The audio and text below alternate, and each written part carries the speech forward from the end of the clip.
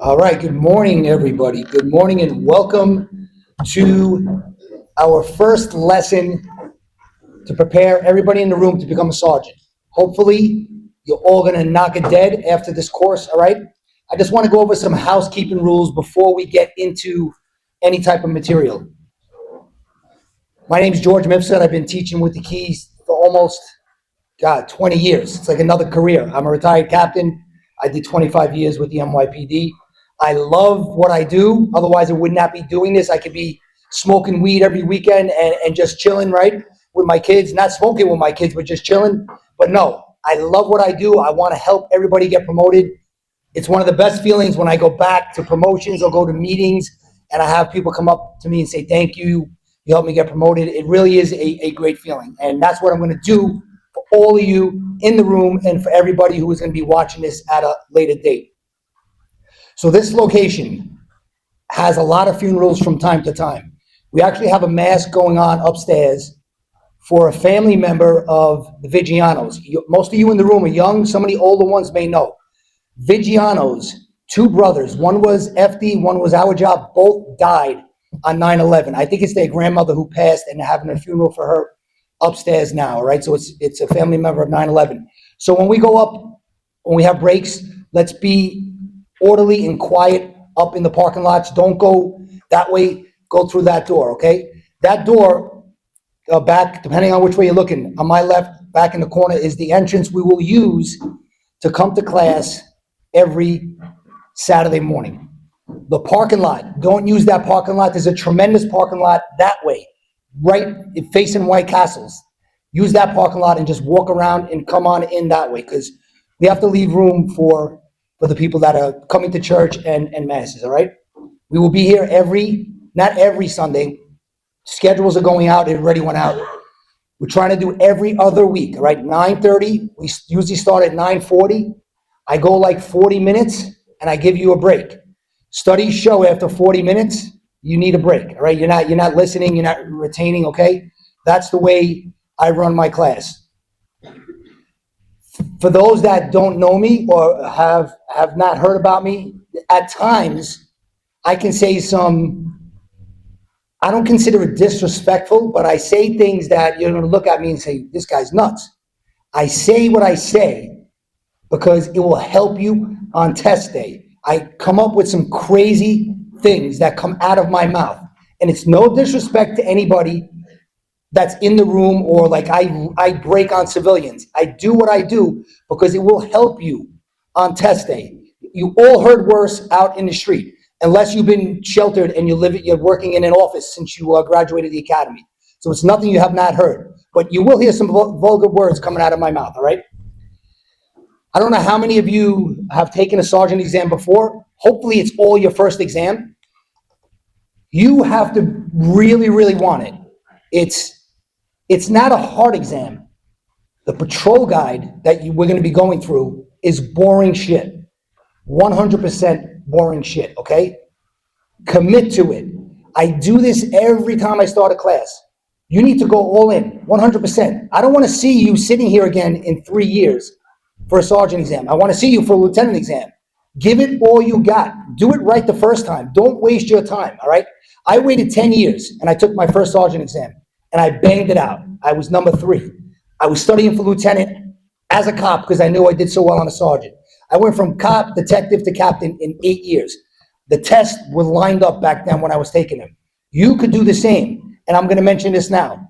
You don't want to just be a sergeant. You want to be a lieutenant. First of all, white shirts look nice, especially if you have a tan, right? But that is the rank to have because you got some shit. Sarge, come here. I used to do it all the time, especially the sergeants you don't like. You got something that you don't know what you're going to do. Cap, I need help. You're like the middleman, and you just pass it off left or right. Lieutenant is definitely the rank. That's what you should have in mind. This sergeant shit is a stepping stone to get to lieutenant. And something that I would have in my mind if I was sitting in your seat. There's a possibility if you ace this sergeant exam, you could take the 2027 lieutenant exam. Your exam is February. Could it be January? Maybe. Could it be March? Maybe. We were told by good sources it is February. They're trying to lock in the Javits Center. That's what you're looking at, all right? You bang that out. When you're done with your exam, you know you passed.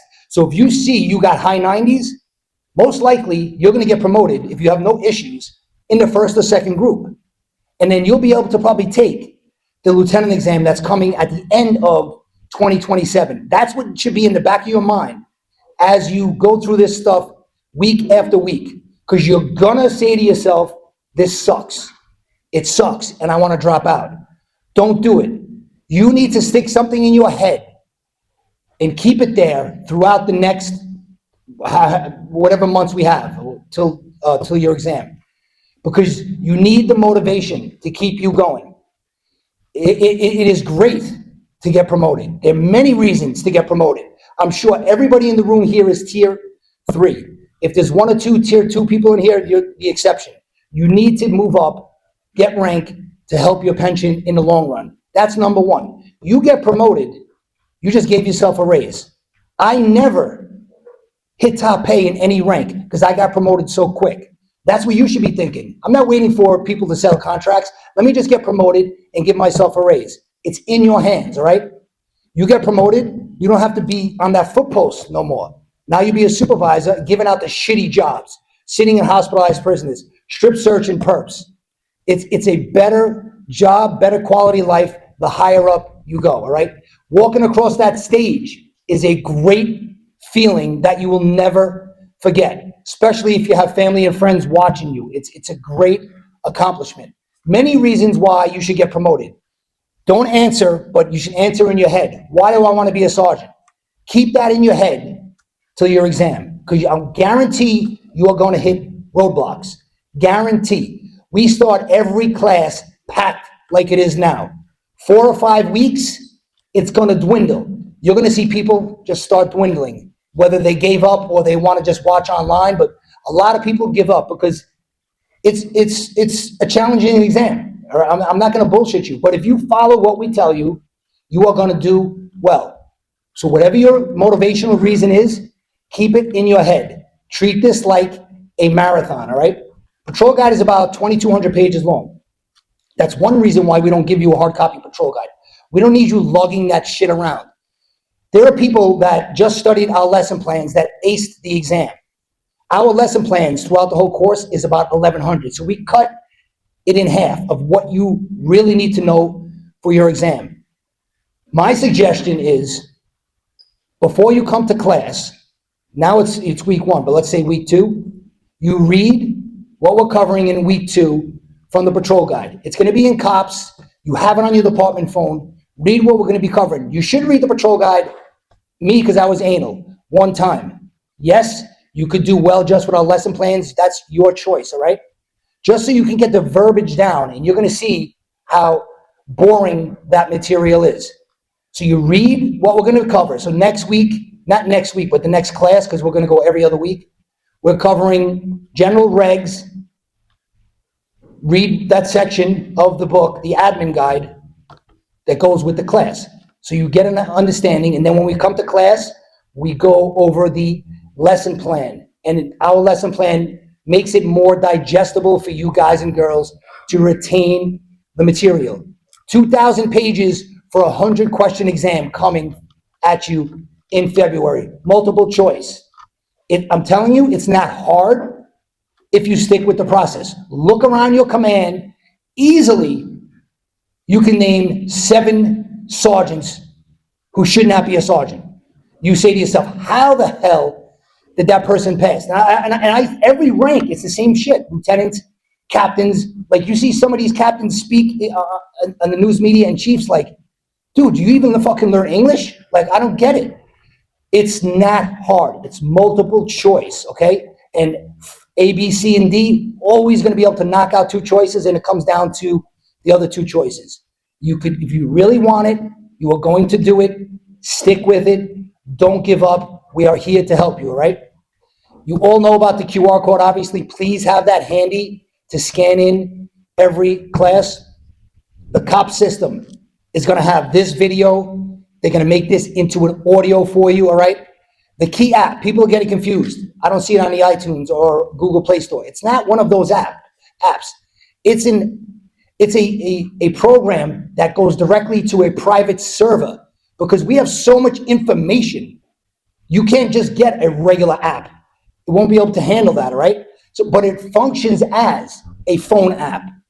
Key app, KOPS on your desktop or laptop is the same setup. You will have everything in there, the class lessons, class audio, class video, the actual PDFs, the patrol guide, the admin guide, acronyms. There's a shit ton of resources in that KOPS system for you. Use what we give you. We give you just what you need. We don't give you extra shit or extra fluff to make you feel overwhelmed, all right? We're the longest school, running school. We've been doing this a long time. We know what we're doing. And out of all the schools and all the teachers, there's only one person that ever actually wrote a prior exam, so we know how it works, and that's me. You're getting the best you can get. We are a team here. You're going to get everything you need to pass the test. If you don't pass it, that means you didn't do your part. Study-wise, you should be studying. What I did for every exam, I studied every day, only 2 hours. That's it. I was number 3 out of 10,000 people on my sergeant exam during 9/11. Number 3, and all I did was study 2 hours every day. And I mean every day. Because as you go through lessons, you need to back up and review prior lessons. Because if you don't, you're going to forget all that shit. That was my study tactic plan. 2 hours a day. Should you do study groups? I don't like study groups because study group turns into a hangout. And are you really studying? Yeah, maybe for a few minutes. What I suggest you do, if you have friends who want to do a study group, just make questions. Like you write 5 questions from desk officer. You write 5, you write 5. Between the 3 or 4 of you, you're going to come up with 20 questions from desk officer. You are going to know that procedure in and out. When you try to write a question about a procedure, you're actually retaining that material. That's what I suggest you do. Instead of the study groups where you go, wherever you go, library, from there, you go to some fucking lounge and you're fucking having hookah and fucking Clase Azul shots. That just leads to nonsense and a waste of time. Do that after you get promoted, all right? So please stick with the program. Money-wise, you guys, I think, make, without overtime, $126,000, top paid. Sergeants, you're at 136. I told you you don't want to be a sergeant, you want to be a lieutenant. Lieutenants, you're at 176. Now, captains, craziest jump ever. Captains are at 234. That's a $57,000 raise above lieutenant. Yeah, it's a tough rank in the beginning. I loved it, but it is great money when you retire. You need to think about what you're going to do for your career. This is not a pension seminar, but set yourself up for when you retire so you do not have to work. First step is to pass this exam in February, all right? If you look at your lesson plan, the first page, the first actually 26 pages is all about study tactics. It's easy stuff, right? I'm not going to go through that. John Monahan, the owner, one of the owners from the school, is doing a lesson on the study tactics tomorrow at the Rockland County Sergeant's class. That lesson will be recorded. It's going to be like a half hour on your first 26 pages, and that will be uploaded into the KOPS system. So, but before you watch his video, you should read the first 26 pages. I'm not going to teach you, I'm not going to read through these study tactics that are there, right? I will go through my tactics as we go through some of the lesson plans because everybody has different tactics. I highly suggest, if it works out for your schedule, to try and attend a Wednesday class. You guys and girls can go to every single class all week. I don't recommend that, obviously, but the Wednesday class is being taught by retired Inspector Anthony Russo. I thought I was smart. That guy was number 5 on his sergeants, 1 on lieutenant, 1 on captain. I don't know how he did it. Captain was my worst exam because it's 2 books to study. But I would try and attend one of his classes to see what he did to prepare for all his exams. His classes are on Wednesday in Brooklyn. If it works out, great. If you can't do it, then you can't do it. Wednesday morning and Wednesday evening, all right? You all should have got emails with the schedule, the syllabus. It's all on the website. Hopefully you could find it there, right? We've been getting emails and IG messages. I don't know where to go today. I don't know where to go today. I don't know where, can I go? Can I go to the Bronx today? Our week starts today on a Saturday. That's day one. On Saturday, we're here in Suffolk County. Tomorrow, we are teaching 2 classes simultaneously. Upstate in Rockland, taught by Ralph Salento, and then in Staten Island, taught by retired Chief Vega. On Monday, we are in Nassau, Queens, border. Morning and evening classes, both taught by me. Tuesday, we're in the Bronx. Morning and evening, both taught by me. Wednesday, I already told you, is Anthony Russo in Brooklyn. And then our last class for the week is Thursday evening only at the high school, right next to headquarters, Murray Bertram High School, taught by Frank Vega. The class is the same material from Saturday, day one, to the last class on Thursday. Then we take off Friday, and then we resume on Saturday with the next lesson. Please pay attention to the schedule. Most of the time, we are 1 week on, 1 week off, and I love it because that week off doesn't mean you just don't do nothing. That week off is review what we covered in the past, and then get ready for the next class. Please look at the syllabus so you don't come here next Saturday, sitting here and like, where is everybody? Hopefully, none of you are going to do that, right? But it always happens one class, people don't listen to what I'm saying or read the email, and they just do whatever they want to do because they think that was the right thing to do because they didn't follow a simple email. So like I said, we are going to skip the tactics. You're going to get that video by John Monahan. So go to page 27. Just show of hands. How many people in the room actually read 202 before? All right, some of you did. So 202, we start with the patrol guide. We teach it in order. The patrol guide is made in that order for a reason, all right? We start in order. 202 is basically all the actors that you're going to be responsible for, the duties and responsibilities of the actors. There's 9 sergeants that you need to know. Those are the main ones because you're studying to be a sergeant. And then there are 20 non-supervisory ranks from police officer, police attendant, operator, recorder that we're going to go through. That's what 202 is, just learning their duties and responsibilities. And you're going to be surprised when you read some of this shit. Oh, that's what I'm supposed to do? Yeah, that's what you're supposed to do on book day, which brings me to this point. Whatever you do on a daily basis, when it comes time for test day, forget it. Reality and test day, 2 different worlds, all right? You have to separate that now. The book is one thing, and then what we do in the street to get the job done and go home at the end of the day is another thing, all right? So separate the 2 worlds. So we're going to start off with 202.01, police officer duties. And yes, this is what you're supposed to be familiar with and do on a daily basis, all right? So start with that little banner on the right. You're supposed to use your digital activity log, all right? But preserve completed old books and produce as required. Some of you may have had, depending on the time on a job, have the old books, all right? Maybe you haven't. You came on and you were straight into digital, whatever the scenario is. So go to the left now, to the bullets. Perform duty in uniform as per the roll call or as directed by a competent authority. Who is that? On test day, they will make sure you understand. If they're talking about Sergeant Mifsud, they will make sure you understand he is a competent authority. Proceed to post, sector, or assignment as directed by a supervisor. Comply with meal and post relieving points as directed by CO. Do not congregate or engage in unnecessary conversation with other MOS while on post, absent police necessity. Now, those first 3 bullets sound easy, but you got to get the wordings down. Like the first one, all right? Perform duty in uniform as per roll call or competent authority. The second one with post sector or assignment is supervisor. The most important one that actually indicates who it is the next one, the CO, all right? Comply with meal and post relieving points as directed by your CO. Now, I was a big highlighting guy when I studied.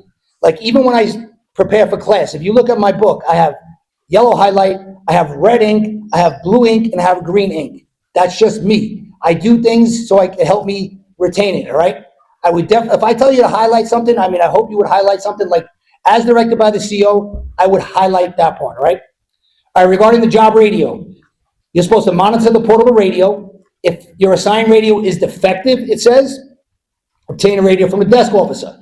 Regarding your meal, comply with meal and post-relieving points as directed by CO. There it is again, indicating a specific supervisor as directed by CO. In reality, who's giving you meal?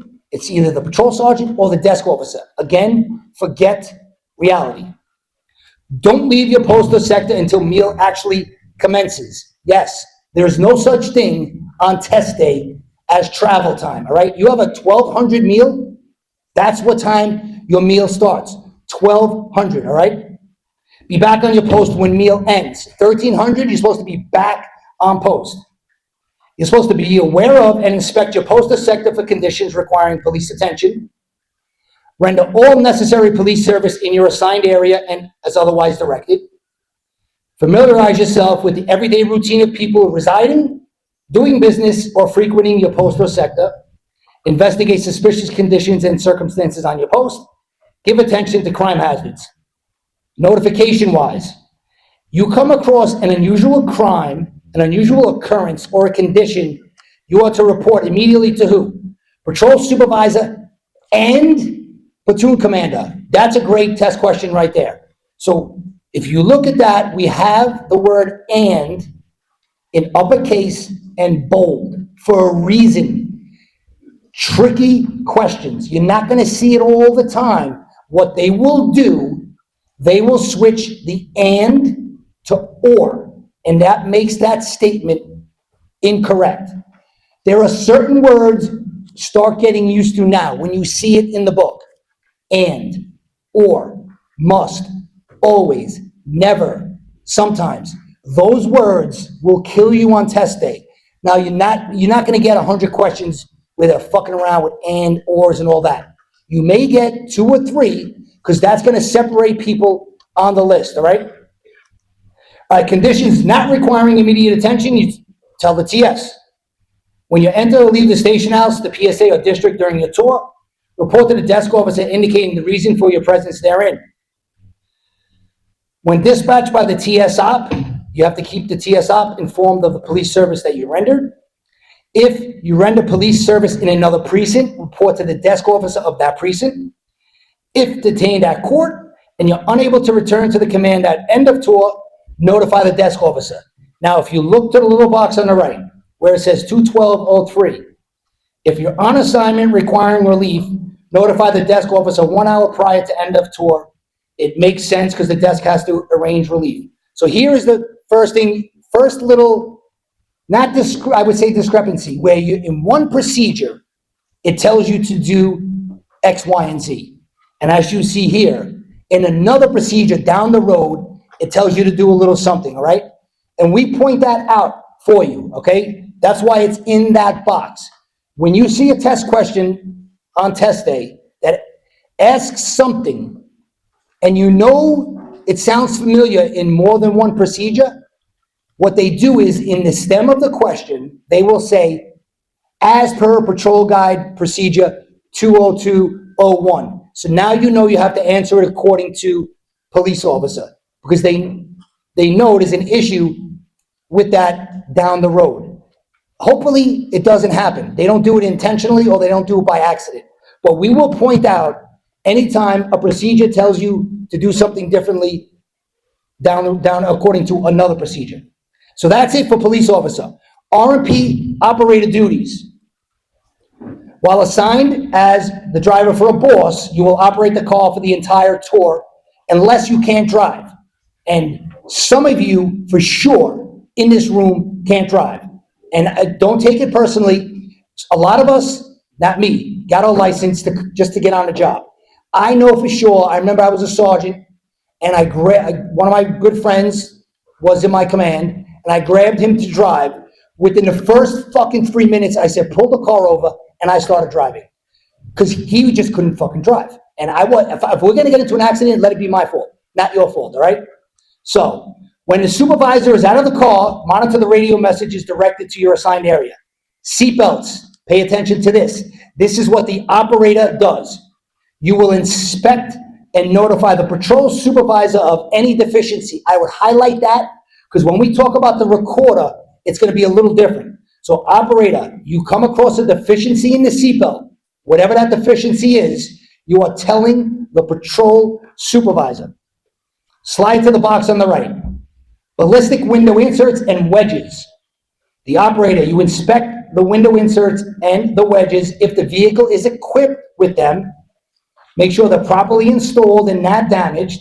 And again, any deficiencies, immediately tell the patrol sergeant. At least they keep that the same. Problem with the seatbelts, tell the patrol sergeant. Problem with the window inserts or wedges, tell the patrol sergeant. What's the rule for wearing seatbelts? Basically, everybody, whether you are the operator, recorder, passenger, you're in a van, unmarked, doesn't matter, everybody has to wear their seatbelts. Easy rule to remember. When can you take the seatbelt off? That's what I would remember. So the last bullet under this wearing seatbelt section, remove your seatbelt only when involved in what appears to be a dangerous tactical situation where the belt may impair your ability to take police action. So that's when you can take your seatbelt off, all right? You're on patrol and you see a guy you think may be carrying a gun and you want to jump out on him. Obviously, those seatbelts can be off way in advance, all right? And actually that seatbelts used to be a big deal. I was the CO of Brooklyn North Anti-Crime when it was around, and all we had to do was go out and get guns. Not all we had to do, but that was what we loved to do. And inspections were started to break my guys' balls about the seatbelts. I called the fucking captain up and I said, dude, my guys are doing police work. How do you expect them to keep their seatbelt on and then jump out on a guy with a gun? Leave them the fuck alone. You got a problem, come see me and we'll talk it out, all right? That's when the seatbelts come off, when you are going to take police action on test day. Regarding inspecting the car, the operator will inspect the car when reporting for duty. There's a whole procedure in 21901 regarding that, all right? And you will make a digital activity log entry of your finding. And here we call it the FOG. Findings, odometer reading gas in the tank. So this leads me to a study tactic. Acronyms.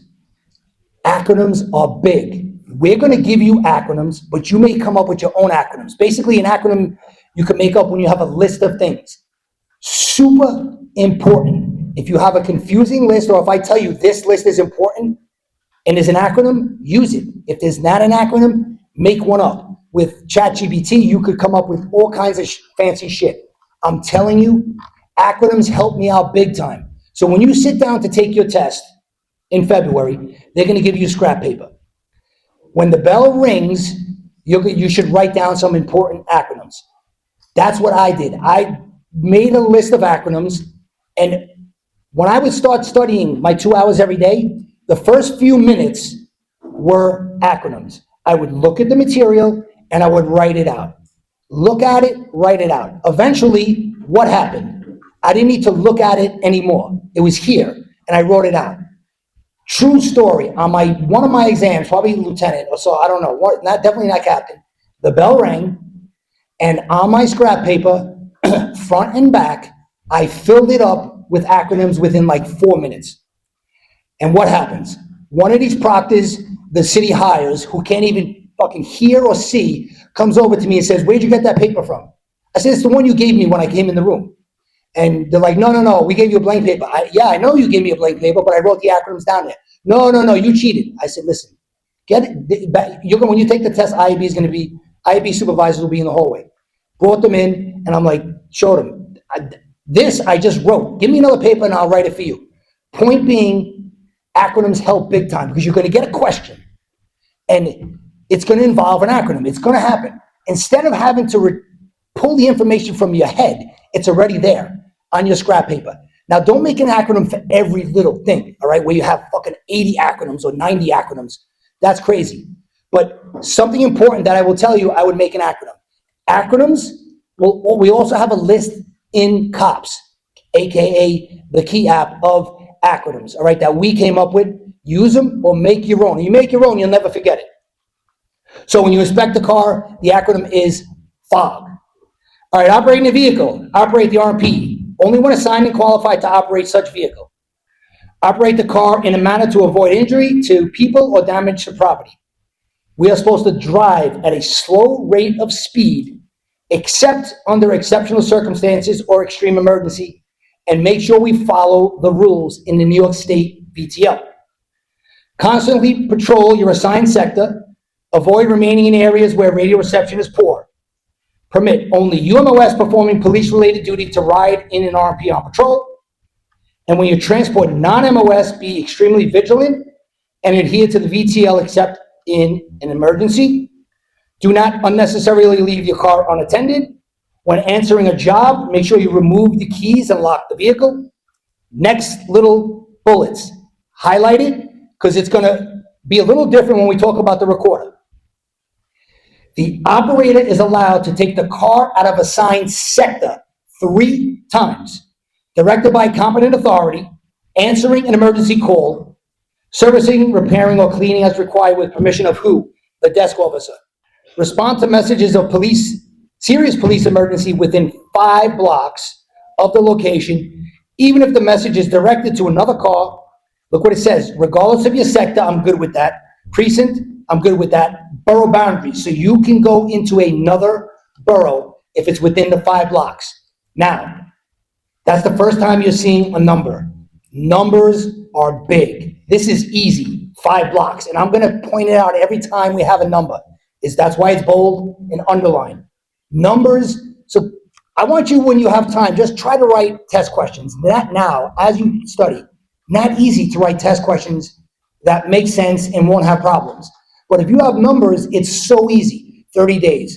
If the answer is 30 days, they can make the other choices, 60, 90, 180, because those appear in the patrol guide. So when you see numbers, highlight it, circle it, do whatever. Easy questions to write, okay? Go to an emergency with due caution. Do not use the siren unnecessarily. Approach the scene of a reported crime quietly. Position the car at the scene of an emergency to avoid obstructing or being blocked by emergency apparatus. Before you turn the page, in the box, electric blasting caps. I've never seen them, but it's in the book, all right? What does it say?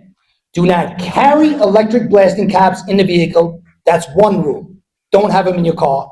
Or transmit within 150 feet of any electric blasting operation. There it is, another number, okay? Again, what is an electric blasting cap? Who cares?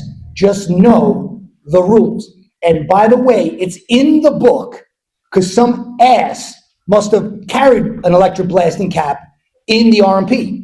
This book keeps getting bigger and bigger because we do stupid shit while we're working. And that's what they do. Let's make a new patrol guide procedure to address what this guy just shot at fucking seagulls in Rockaway Beach or some shit, all right? This is what happens. And hopefully you're not the guy who shot at seagulls in here. If you are, that was pretty stupid anyway. All right, next page. Still on the operator duties. When the RMP is being cleaned or supplied with fuel, leave your radio on, have the car ready for instant use. If fuel is to be obtained in your assigned command, do not put the car out of service. Don't leave your portable radio in the car. Now look, operator is supposed to kind of maintain the vehicle. Take care of the car and accessories, equipment, and tools assigned. Cooperate with other operators of the same car to which assigned in care and maintenance, particularly keeping it clean, washing, and keeping the car in proper operating condition. That's a joke, because the fucking RMPs are a wreck, all right? So they want the operator to make minor repairs to the car when possible. I don't know what they mean by minor repairs, but they will have to use that wording on test day, all right? Like I said, some people can't drive. Now you want them to fucking fix the car. Yes, that's what it says in the patrol guide. Make minor repairs. When a speedometer requires repair or other parts or accessories, including tires and tubes, easy test question. Who do you notify? Desk officer? Or is it the patrol sergeant? Or is it the operations coordinator? This is where you have to really drill down and get it, because these are the easy questions. It's easy questions for those guys and girls that are going to write your exam, all right?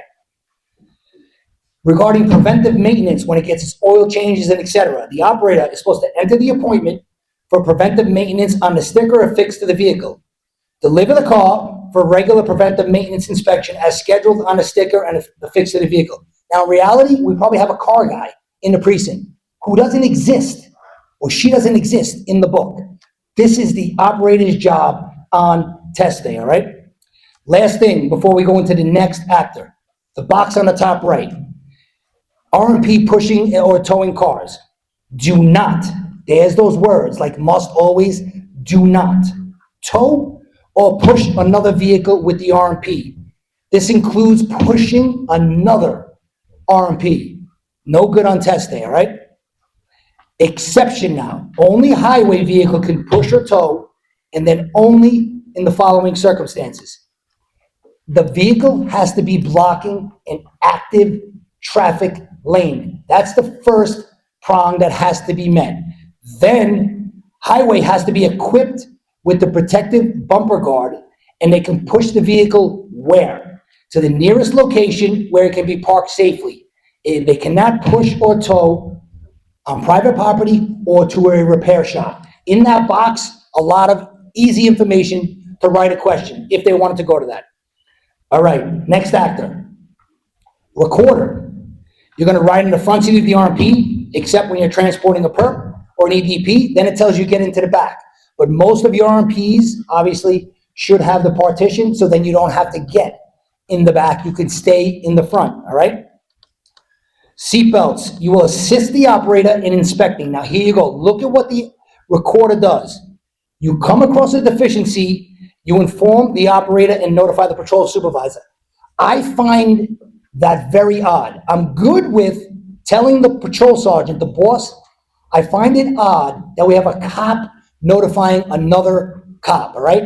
So, operator, you got a problem with the seatbelts deficiencies, you tell the patrol sergeant. Recorder, you come across deficiencies, you also tell the patrol sergeant and you tell the operator. Don't let them confuse you with the two procedures. Then it talks about seatbelts. It's the same rules as the operator. I'm not going to read them again. Same exact word for word rules as the operator. Top of the next page. The recorder will record in their digital activity log radio messages directed to R&P, including time, location of call, type of case, and enter dispo of each call and time of completion. Assignments originating in the house or other important assignments of unusual nature, you notify the desk officer of the dispo. All assignments that don't emanate from Central, you have to notify Central, give the location and nature of assignment. And if undue delay is encountered in response to a radio message, you will notify radio. Reports, that's the recorder's job, right? Prepare necessary reports, records connected with police action taken jointly with the operator. Radio rules for the recorder. Operate the radio. If the radio becomes inoperative, notify the desk officer. Give disposition or interim dispo immediately upon completion and before leaving the scene of assignment. Yes, we handle a job where, whatever it is, I'm just gonna make it 1, 2, 3 and park and up into 2, 3. Yes, it's the 2, 3. We handle a job, we take a 61. What final is that? Don't answer, and if you, because I don't wanna hear the fucking wrong answer, right? So we know the final. You need to give that final before you drive away. Don't just go on patrol and, kill more time because everybody thinks you're still on that job. If you do that, and now we're not covering discipline yet, but if you do that, you will be issued a command discipline. I'm not even gonna get into it, but I just want you to have a little bit of that in your head, all right? If required to go to another location in connection with your assignment, give an interim dispo. Here is the difference of what we said earlier that I told you to highlight. The recorder will obtain permission from radio dispatcher to place the R&P out of service for minor repairs. Now in the box, we compare the operator and recorder taking the car out of service for what and whose permission. These boxes you're gonna see quite often in the lesson plans. We compare different procedures or we compare information in the same procedure. Very valuable to get the information in your head. Don't sleep on the boxes, all right? under the box. So the recorder is supposed to carry a duplicate set of keys for the vehicle assigned to during the tour of duty. A duplicate set. I'm sure it's still a mess where sometimes you can't even find the original set of keys hanging behind the desk. People make their own copies, so they keep it in their locker. Test day, operator, recorder have the same set of keys, not the same, they both have keys for the RMP, all right? Transporting a non-MOS in the car. Notify radio of the presence of the non-MOS. That could be a perp. Complainant, give Central the following: time they entered the RMP, gender and beginning mileage, time they exited the RMP, ending mileage upon arrival at destination, and upon conclusion of the trip, search the passenger area for contraband. And then you will make a digital activity log entry of that transport. And here is another acronym we have. So your activity log entry will contain the trips, time the trip start, results of your search inspection, identity of the person, purpose or reason of the trip, and start and ending locations. We have another chart for you right there. Look at that on your own, all right? Let's go to, actually, let's take our first break. Somebody had a good question on the break. In 202, you are only responsible for sergeant actors and below. Don't read any of the lieutenants, any of the chiefs, obviously. If you read the, well, I'm not gonna say nothing right now. So sergeants and below, no lieutenants, no chiefs, all right? Now, it's a little situated differently in the patrol guide because it starts with cops, then it goes to sergeant, then it goes to lieutenant, captain, and then at the end of 202, in the patrol guide, they added new sergeants in there. The CRT supervisor, CRT cop, it's at the end of the procedure. So sergeants and below only for your exam, all right? All right, so we're gonna be at 20204, motor scooter operator. For some reason, they like this procedure, okay? You will inspect the scooter to ensure it's in serviceable condition. Make a digital activity log entry of the following. We're on page 31, by the way. It's the same, the fog, all right? Findings, odometer, and gas. Scooter retraining. So you need to know this. You have to get scooter retrained in the following three scenarios. You were involved in a scooter collision, can't use the scooter till you get retrained. Or you have not operated in 6 months and you're being considered for assignment to scooter duty, or you've been zipping around for a year and you haven't gone to refresher course. Good test question right there. Look at the next line. If you're assigned a scooter, you are not allowed to respond to a radio run unless directed by Central. That's what the book says. In reality, you know you're going to a radio run, all right? Well, maybe not. You don't want to do work if you're one of those, all right? But test day, only go if Central assigns you. And then look at the star. 5-block rule does not apply. Now, you remember the five block rule. We just covered it. It's on page 28. You can respond to emergency within 5 blocks, regardless of precinct, borough boundaries, sector, etc., okay? You will operate the scooter only when assigned, licensed, and qualified by the job. Next 3 bullets, always headlights on at all times. Not allowed to pursue a motor vehicle in a scooter. And you cannot be assigned on an expressway or a parkway. No exceptions to those 3 rules. You will operate the scooter at a slow, safe rate of speed. 3-wheel scooter, the max is 20 miles an hour. You ought to obey traffic control devices. 3-wheelers can use the siren and roof lights when necessary. Check road conditions of your post. Make a digital activity log entry immediately upon arrival on post. And when assignment is hazardous, for whatever reason, request reassignment. And you're going to see when we get into the sergeant actors, look what it says for patrol supervisor right there in the box. Bad weather, the patrol supervisor will send the scooter operator to the desk officer or platoon commander for reassignment. Don't use the scooter, it says, if we got patches of snow or ice that remain from a previous storm or high winds interfere with control. Don't use the scooter if we have rain, snow, sleet, heavy fog, or any precipitation causes slippery ground. But three-wheelers may be operated in moderate rain or fog. Now, two and three-wheel have different rules. We're going to compare them in a minute. Don't use the scooter when the temp falls below 32 degrees Fahrenheit. Here we go with numbers, below 32 degrees. And what they will do on test day is they will say in the stem of the question, it is exactly 32 degrees. So when it comes to numbers, knowing the number that is in the book is half the battle. You got to be careful. Is it more than 5? Is it less than 5? Well, I'm just making that up, but that's what you have to pay attention to, all right? So again, don't use the scooter if the temp falls below 32 degrees Fahrenheit, means it has to be 31 or less, or if we're talking about Celsius, because that's in this procedure, all right, has to be less than 0 degrees Celsius, which is -1 Celsius. But three-wheelers may be used below 32 degrees, so there's the exception for the three-wheeler.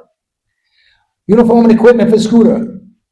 Helmets, two and three-wheel must use the helmet. Yes, must use the helmet. Now, in reality, you're in that three-wheel box, you're not using the helmet, okay? But on test day, you must. Face shields, two-wheelers must use the face shield, three-wheel is optional. And reflective traffic safety vests during hours of darkness, both two and three-wheel scooter operators must wear the reflective traffic safety vest, all right? Top of the next page is a great chart that compares the rules for two-wheel scooters versus three-wheel scooters.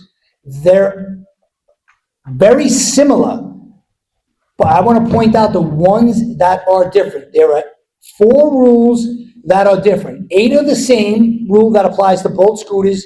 4 of them are different. So go down 6 lines. Moderate rain or fog. Two-wheel scooter, no good. Three-wheel, yes. Next one. Below 32 degrees. Two-wheeler, no good. Three-wheeler, yes. Over 20 miles an hour. Two-wheel scooter, yes. Three-wheeler, no. And then the last row. Face shield. Two-wheel scooter, yes. Three-wheel, optional. Go through the whole chart, but definitely highlight the ones that are different. The rest of them are all the same, all right? All right, next actor. Neighborhood Safety Team Officer, NST. You will perform duty in specifically prescribed uniform with all equipment required as per AG 30508, including an activity log. Must be NST trained before you're an NST. Highlight the next 2 for sure. No plain clothes and no decoy operations. So this used to be, the duties are almost the same when we had anti-crime. It used to say anti-crime officer. This is the new and nicer anti-crime, I guess, all right? So you will be deployed based on current crime trends and stats, giving special attention to times, locations prone to violent street crimes within your command of assignment as directed by who? Your CO. Don't let them say SOL, because that's probably who's directing them in reality, right? As per the CO. And what are violent street crimes? When they mention examples, that I would know, because they're giving you the examples in the book. Robs, felonious assault, shootings, or firearm or weapon-related offenses. Great rule. Next bullet, highlight. No more than 3 NST members, including a supervisor, may be assigned to a department vehicle per tour. 3 cops max. 2 cops and a boss max. That is it on test day. Prior to taking enforcement action, when feasible, ID yourself as a police officer. Inform radio dispatcher when responding to or present at the scene of a police incident. Employ creative crime reduction, precision policing, and community engagement strategies to effectively improve quality of life increase trust and build relationships with people and communities, reduce violent street crime by identifying, investigating, and apprehending individuals who possess illegal firearms, jeopardize public safety, erode the quality of life. Develop intel for possible search warrants, associates from past crimes, and any crime-related info with assistance of your command FIO through debriefings and/or confidential informants intel. Next line has appeared on prior sergeant exams. Do not conduct a lineup or show photos without permission. You have two choices: precinct detective squad supervisor or qualified supervisor of an investigative unit.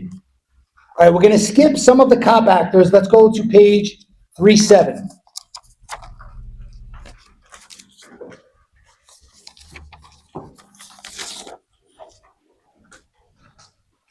So the quality of life officer, 20238, was the old neighborhood coordination officer, the old NCO. So I'm not going to go through it because there is updates.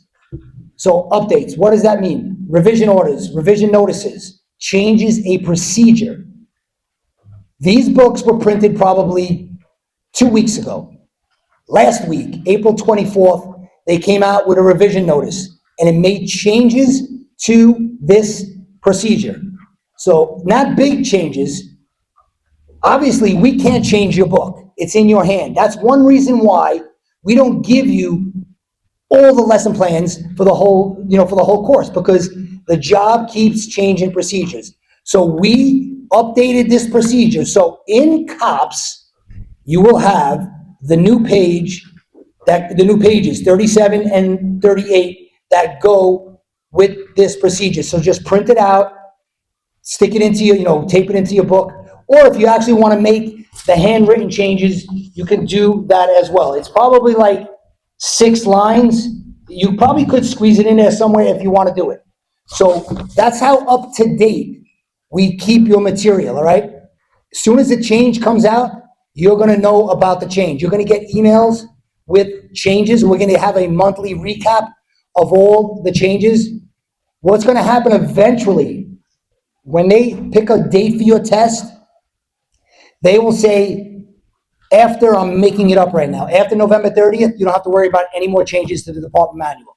But up until then, till that date, is when we have to keep you abreast of all the changes. So you got changes to 20238. It's in the KOPS system. It's actually revision order 31, in case you want to note it down, all right? It came out April 24th. It actually changed 3 procedures in today's lesson, but the other 2 is a handwritten change we're going to make together when we get to it. But this one has a lot of writing, so I don't want to go through it because you're not going to have it in front of you. Next guy or girl, TS op. This is what you're supposed to do now when you're on a TS. Answer the phone promptly, courteously, and state the following. Believe it or not, they ask this on a prior exam. You were supposed to know the exact order on when you answer the phone, all right? So it should be 9 Precinct Officer Mifsud, may I help you? On a prior exam, they actually switched the order. Now, I think that's a stupid-ass question. That does not make you a better supervisor because you know how to answer the phone according to the way the job wants you, right? But know the order. Command, your rank, title, surname, and then obviously add, may I help you, because we are the kinder police, okay? Process request for service, interview, visitors entering the command. Box on the right could be a good test question. As a boss, if you got to stick somebody on the TS, first, it says you should look for a civilian member of the service. They will be assigned as the TS op when feasible. The TS will notify the desk officer of the following: matters of importance or other conditions requiring their attention. When an MOS is required to signal and they fail to in a reasonable time. What is signal? Signal means not the Signal phone app. Signal means you call the command, all right? There's certain times that you have to call the command. That's what it means by signal. Confer with the desk officer to ascertain any changes in roll call assignment. And as the TS, you will maintain the following documents or records. Another prior test question. And this is all you have for TSOP. This little bottom of the page, and this appeared on more than one sergeant exam. So the TSOP maintains highway condition record, frequent telephone inquiries, outgoing toll calls, printout of your CPR roll call system, and the telephone dispatch log. Anytime there is a list in a procedure, think of it as an easy question for them to write, because they're just going to substitute one of them on the list. And what they did was, they said, which one of the following does the TS not have to maintain? And instead of telephone dispatch, they stuck in telephone record. Now, hopefully you studied who maintains the telephone record. Desk officer. By the way, desk officer and patrol sergeant, #1 actors for your exam. Every sergeant exam in history, some of them 2 to 3 questions from those procedures. We're going to cover them today, but just so you know, all right? And we're done with TSI, but regarding the procedures that appeared on prior exams, we have history going back to 1998. We're going to give you that later on down the road. That's when you really focus in and drill down on those procedures that have been asked over and over. If we give you that now, you're just going to look at that and may disregard the rest of the stuff, and that's not what you want to do. Let's get all this stuff down together. Then when it comes crunch time, like a month or 6 weeks out, we're going to give you that breakdown, and that's the shit you are going to study and review day after day after day. I'm going to tell you about 70% of your exam, we know what's going to appear. We don't know because people are telling us. We know because it appears on every exam. Like I just told you, desk officer, supervisor. If you don't know those procedures, inside and out, backwards, left or right, shame on you, because you're getting test questions coming from there, right? So when we tell you this has been on every exam, you need to know that shit inside and out. All right, let's go to page 42. Your attendant. The real name of this actor is police attendant, but many times we hear them addressed as cell attendant. So on test day, they could use either one, and I've seen it done, but the real term or real title is police attendant. That person can be a uniform or civilian MOS. Look at what the desk officer will tell him, which we're going to cover in a few minutes. Desk officer will not assign the attendant any duty requiring them to leave the cells if there are prisoners lodged in. That is it. That's their function. Or police attendant. Assume control of prisoners. Search if applicable and inspect prisoners. Make sure doors of occupied cells are locked. We have it bold and underlined. Don't let them take out the word occupied, because then technically that's incorrect, all right? If it said make sure doors of cells are locked, that's an incorrect statement. Occupied cells are locked. Remain inside the cell block at all times and be alert to conditions and needs of such prisoners. Ensure property dangerous to life or may facilitate escape or damage property or could be used for suicide attempts or assaults. They give you examples: glass, sharp edges, belts, ties, shoelaces, drawstrings, is removed. Report to the desk officer any physical condition or unusual need of a prisoner. Attend to prisoner personal needs. Now this is fairly new. They specify menstrual hygiene products, meals, soap, water, and other essentials. Now the next 2 or 3 bullets never used to be in the book, all right? If a menstrual hygiene product is issued, you have to note it on the prisoner roster in the remarks section and notify the desk officer. I'm going to give that. Now, for me, that would be motivation to fucking study. I'm not giving, well, first of all, I shouldn't because I'm a male. But for ladies, you got to deal with perps and some menstrual hygiene. Just imagine the fucking smell coming out of that shit, all right, when they're in the bathroom. And that was my motivation to study. I was in narco, and every night we bring the bodies in, bring the bodies in. I was a detective. Strip search, strip search, strip search. Eventually you get tired of looking at fucking balls all night long. One night, guy wouldn't fucking strip search. He wouldn't take his underwear off. Backup came in. We didn't go in. We had a sergeant, lieutenant, and they said, if you don't take it off, this guy's coming in. His name was Tiny. He was the detective on my team. He was about 320, 6'6", black guy. The guy fucking had his underwear in his hand and threw it at me. I was a lot quicker and agile. Now I'll never get my hand up, and I caught it. Not that I want to catch it, but I caught it with a glove on, and the shit that came off of that underwear all over my face. I said, not shit, particles, dust, because it was shit. But by the way, there was no cameras, no nothing. That guy got what he deserved, right? You can't do that now, all right? Can't do the many things you can't do now. But I said to myself, I'm done with this shit.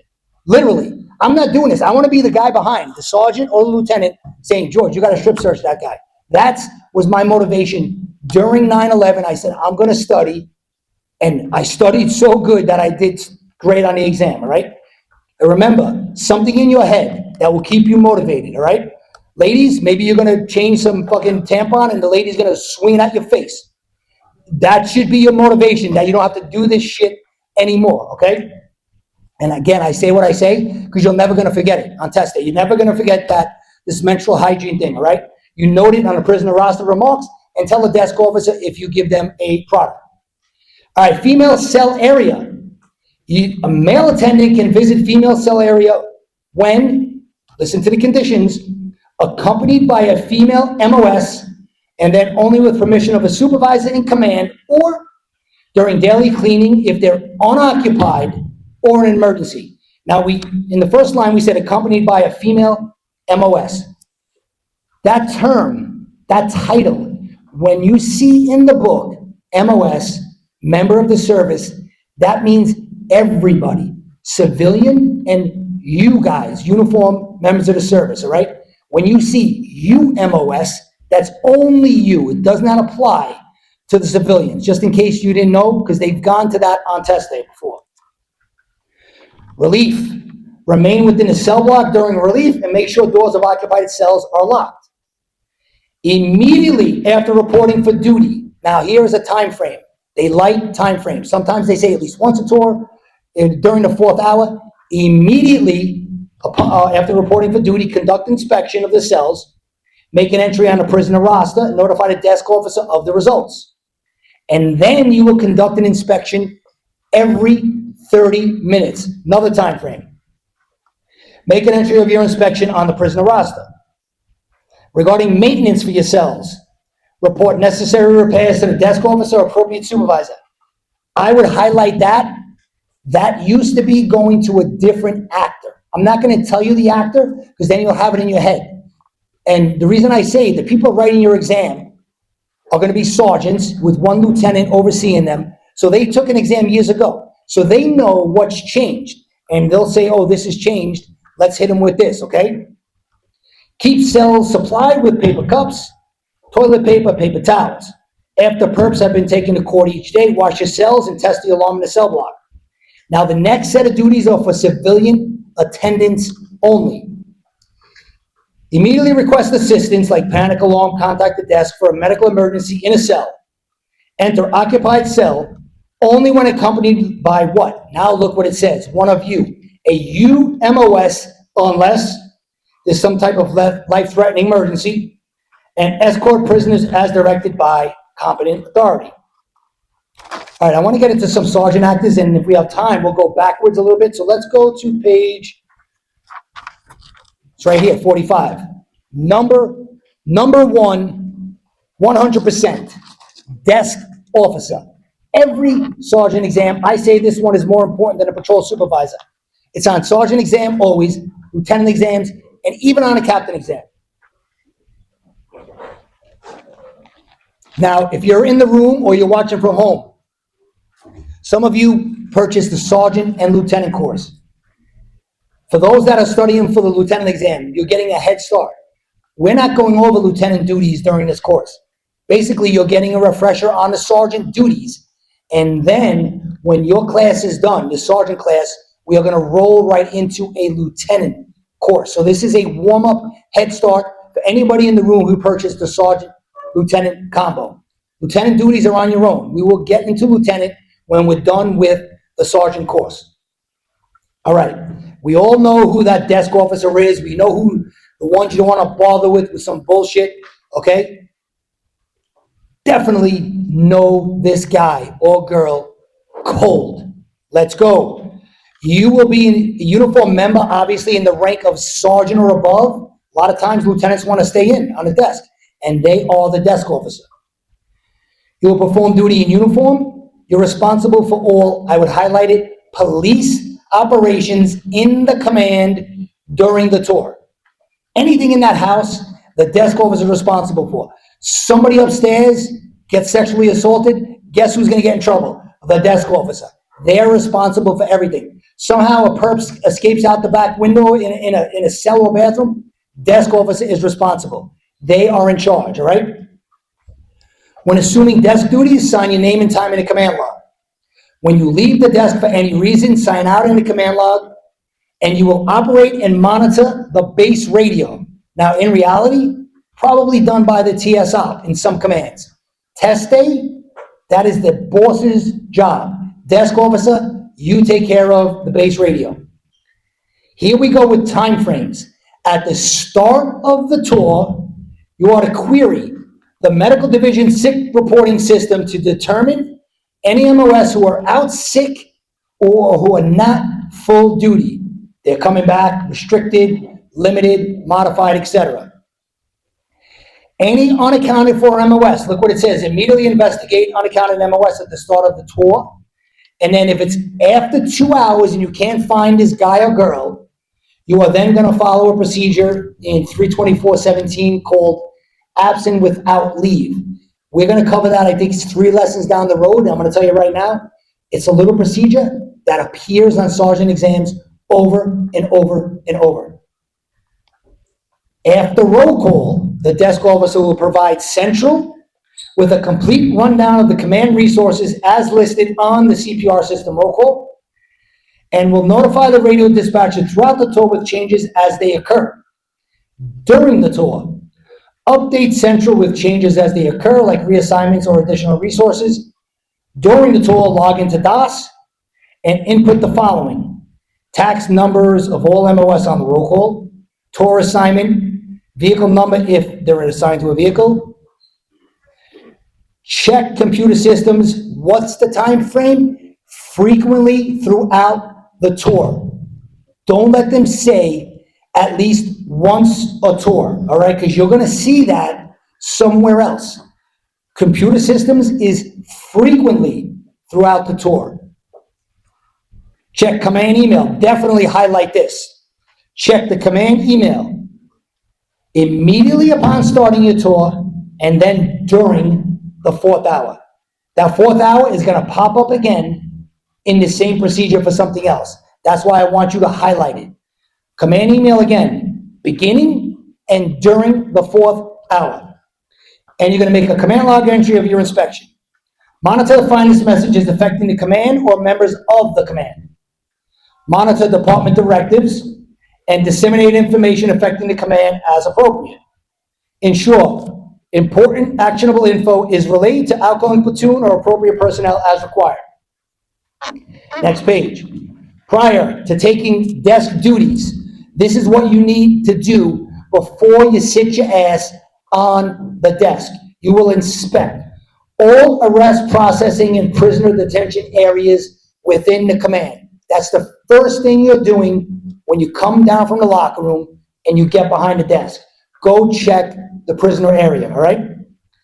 During the tour, you will periodically inspect the arrest processing area and ascertain the number of prisoners and length of time in the command. Regarding AVL, good test question here. If an AVL is not working, desk officer, 2 notifications. First up, ITB service desk, and then let the patrol sergeant know. And then you will make a telephone record entry of your notification to ITB. I'm going to stop right there and give you another test-taking tactic. 99% of the time, when we make a phone call out, notifying somebody of something, or we receive a phone call getting notified, we document that by sticking it in the telephone record. That should be your default answer all the time. There's a handful of times when we make notifications and then we document it by sticking it in the command log. So when you see that, highlight it. I will bring it to your attention, but I want you to get it in your head now. Start training yourself like that, all right? Like this procedure, I just told you, it's been on every exam and multiple questions. So when you study this procedure over and over, you need to look at these words and say, how are they going to get me?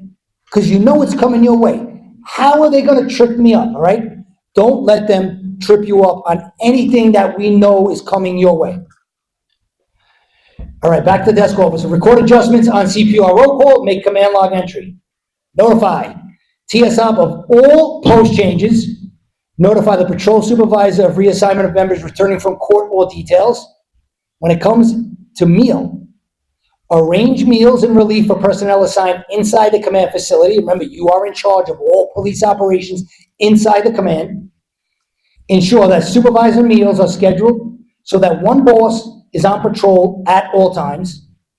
When more than one patrol sergeant is on patrol, one supervisor will relieve the desk officer for meal. Meal relief is not an emergency. Now here's another time frame. At the beginning of tour, you will inspect the property locker and all areas where invoice property is being held. You will designate an MOS to conduct a physical inventory using Forms P. Forms P will give you an inventory number, and you will enter the results of your inspection of invoice property in Property Clerk Division seals where? In the command log by documenting physical inventory number ascertained from Forms P. Now the next section is kind of old, but they like this for some reason because there was property found in a command when they do the inspection for like 14 years, and it's just sitting in the fucking property locker. So now they came out with a procedure, not now, a few years ago, that deals with property in the command in excess of 30 days. Now, normally when I teach, that I would have been screaming the word excess, but we have a mass going on. So when there's no mass, it's going to be a lot louder in here, a lot more vulgar, all right? In excess of 30 days. So what happens here now? If property is stored in excess of 30 days, there's three things the desk officer has to do. You're going to make a separate command log entry indicating any invoices stored in excess of 30 days. Number two, you will notify the ops coordinator of the number of vouchers stored in excess of 30 days. And number three, basically get the shit out. Expedite delivery of the invoice property to its final storage location. So you're never going to forget 30 days. You got to know the words that come before 30 days. In excess of means obviously more than. And I do it all the time. And I'm going to give you the example they used on test day. And I remember it was another friend of mine. He goes, oh man, they had the property question. Desk officer was behind the desk doing the property. There was a voucher fell behind a cabinet, pulled it up, it was there for 30 days. So I made a command log entry, I notified the ops coordinator, and I expedited the shit. I said, you're an ass. It was exactly 30 days, you do nothing. That's why I'm telling you, start now. Train yourself when it comes to numbers. Knowing that number is just half the battle, all right? Certified accuracy and completeness of command log entry concerning voucher property. Patrol guide does not say where you do it, but it sounds like it will be a second command log entry. Miscellaneous duties for the desk. Check on repair, availability, distribution of field and emergency equipment, make entry and pertinent record. Report defective gas pumping equipment to who? Makes sense. Fleet services, all right, fuel control. And the flag, believe it or not, this was on a prior test question. Ensure the flag is properly displayed when when it's bright out, light out, sunrise to sunset. On a prior exam, they said sunset to sunrise. The words appear in the same sentence, but it is wrong, okay? And accept service of civil process for a member of the command and notify the member concerned when the principal administrative associate is not performing duty. So, somebody comes in, you're on the desk with lawsuit papers. One of your cops is getting sued. What do you do as a desk officer? It says you will handle if the principal is not working. Who's the principal? You probably don't know. Go up to the fucking civilian lounge and the one watching a housewife show of fucking Sherry Williams is the principal. So if they're working, get your ass down and do your job, all right? If they're not working, and if you watch Sherry Williams or Housewives, don't take it personal. Again, everything I say is so you can remember this in February when I break on certain people or whatever I say. I say it for a reason. So again, if the principal is working, desk officer doesn't handle that process server with the lawsuit papers. If the principal is not working, now you got to handle it, desk officer, okay? And by the way, I watch Sherry Williams myself. Very entertaining. Top of the next page. The desk officer, look what you do. And in reality, I'm sure you all do this yourself. Enter the people entering your command in the interrupted patrol log. I'm sure when you come in for a break, meal, whatever administrative, you're going right to the book yourself. Test day. It is the boss's job to do that. Next section, prior test question. Again, because it was a list. Do not permit unauthorized people behind the desk. To go behind the desk, two things have to be met. You have to be on this list and you have to be performing official duties. So who is on the list? MOS, non-local law enforcement agency personnel, whoever that is, maybe it's ICE. They're allowed behind the desk if they're performing official duties. Corp counsel or assistant, DA or assistant, ME or assistant, judicial officers do not get assistance, all right? You gotta know that list, and I'm gonna give you the example they did on a prior test. Cop signed out, roll call, left, his tour was over, comes back in 5 minutes later, says, oh, Sergeant, I need to call my wife, my phone is dead. Went behind the desk, called the wife. Guess what? Technically, he was not allowed behind the desk. Why? Because that was not performing official duties. Yes, he's an MOS, but he's not performing his official duties. He was end of tour. Watch out. Two prongs have to be met. Official duties, and you are on the list. Test day, all right? Now is a little kind of contradiction.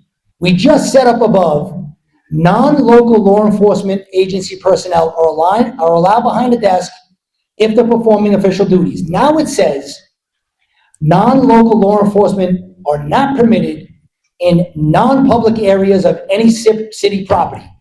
But the one exception is behind the desk. Now, if they want to go into the locker room or the muster room, etc., now look what it says. You have to have a judicial warrant. They're authorized pursuant to a cooperative agreement such as being in a task force. It furthers the purpose or mission of the department such as public safety, required by law, or to some type of emergency. I don't think they're gonna touch that, non-law enforcement, because it's a gray area and it could be confusing. And the last thing the people who are writing an exam is gonna wanna write something that they don't even understand the line itself. But know that list cold. You will visit all areas of command facility. Here's the time frame. At least once each tour. That is it. Don't let them switch it to frequently. It says at least once each tour. Now regarding EEO issues, you are to personally check restrooms and locker rooms for structural defects that would let a peeping Tom practice their sport. I think we just had this recently, right? in a command. I don't know if it was the Bronx. Was the Bronx? Bronx fucks everything up, by the way. Bronx and Brooklyn, like, these guys and girls are out of control, all right? So it tells the desk to correct the problem immediately when circumstances dictate. So you're doing your station house inspection and you walk by a bathroom, male, female, unisex, whatever the fuck it is nowadays, right? And you can see right in. The door is falling off the hinge. That's no good. What do? It says take corrective action. Look at the choices. Maybe it says put the bathroom out of order. That's it. I mean, unless there's another choice that is better. That's taking corrective action. Nobody's allowed in. So if somebody walks by, they're not going to see somebody in there, inappropriately dressed or whatever is going on in the bathroom. Inspect the command for display of offensive material. Ensure areas with department computer systems are being used within guidelines and not damaged. Inspect parking facilities and streets and sidewalks around the command to ensure no department, I love some of this. So listen to what the desk officer is supposed to do every tour, every desk officer. You're supposed to go outside and make sure that no department vehicle or vehicle with restricted parking permit. You know what vehicle they're talking about there? Your car. Those plaques you get from your ICO are the restricted parking permits. Make sure the job department car or your car is not parked illegally. And what do they consider illegally? Obstructing bike lanes on the sidewalk, in front of a hydrant, or in a bus stop. If you don't have a parking lot at your command, that's where you're parking. Because there's no fucking parking for people anymore, right? So that's what the desk officer is supposed to do. And next line, look what it says. Same two cars, department or private, make sure they don't have equipment violations like obstructed license plates. I don't know how it is with your command, but that's a big deal nowadays. You're having your plate covered, all right? Ensure all entrances, visitor waiting areas, ADA, Americans with Disability Act, accessible ramps, areas accessible to the public, and internal paths of travel to public accessible areas are clean, neat, and free from unnecessary clutter and obstacles. Good luck with all this shit, right? Document your facility parking inspection by making a command log entry of the inspection and of any corrective action that you took.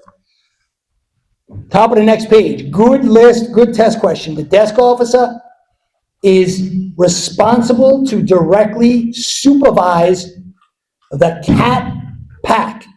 Sounds stupid, but it works, all right?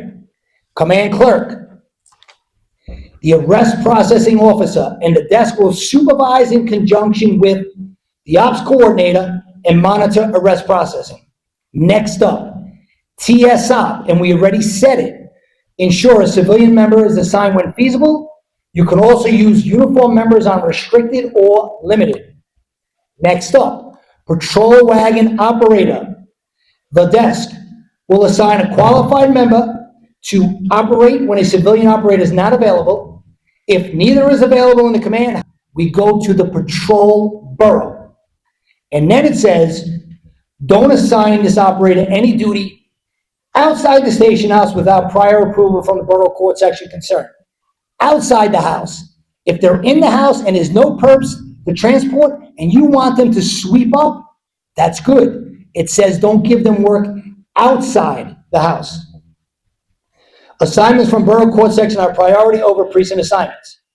Next up, your police, AKA cell attendant. Ensure they're not assigned duty requiring them to leave the cells if there are prisoners inside the cells. Last person the desk supervises, the community guide. New title since I retired. I don't know who that is, but they're here in the book. The community guide will be issued a department tablet at the start of the tour, record the name and tablet number in the command log entry, and ensure the tablets returned at the end of the tour. Now, that's who they directly supervise. Box on the top right, look what it says about command receptionist. They don't directly supervise them, but this is what the desk has to do. Verify their arrival and departure by signing the personnel schedule and timesheet, forward command reception reports as required. All right, middle of the page, notifications, referrals for the desk. Query your CPR system court appearances to ensure MOS required in court are notified and attending. Important matters like unusual arrest or occurrences or whatever requires personal attention, the desk will notify the CO. Trends observed or other important matters, now it tells the desk officer to confer with the CEO. That's an acronym. Commanding officer, executive officer, ops coordinator, in case you don't know, is the same person as the admin lieutenant. And then if we have major incidents and or special circumstances deemed appropriate by the CO of Intel and or the CO of a precinct, PSA, or district, the desk is to notify Intel's criminal intel section. Make required notifications that members assigned to your command or that reside in your command. A lot of people don't realize that. You're assigned to you're a 7-5 desk officer, right? Anybody that works in your command needs to get notified. You know you're going to notify them. What about if we have a cop who works in the 100 but lives in the 7-5? We, as the 7-5, are allowed to notify them as well because they reside in our command. Directly supervise prisoner roster entries, issuance of summons books, paycheck distribution. Yes, it still says paycheck distribution. Anybody here still get a hard check? I'm curious. You do? You got to tell me on the break why. I just would love, don't tell me now.